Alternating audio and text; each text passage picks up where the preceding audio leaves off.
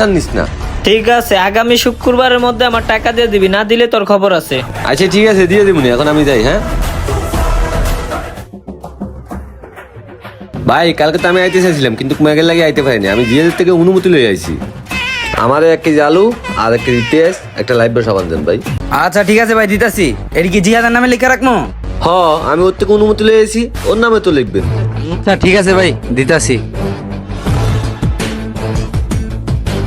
এই লন ভাই, আপনি যা যা চাইছেন সবকিছু এই জায়গায় আছে।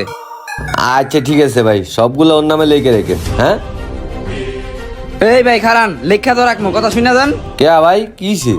আপনার 5,000 টাকা হইছে, এত টাকা কি আমি ওর নামে লিখে রাখবো? হ, যেহেতু আমার পাঠাইছে, ওর নামে তো লিখবেন, ওর নামে লিখে রাখেন, সমস্যা নাই। আচ্ছা তাহলে ঠিক আছে, ওর নামে লিখে রাখবো না। ওই জিহাদ ভাই, এদিকে আও।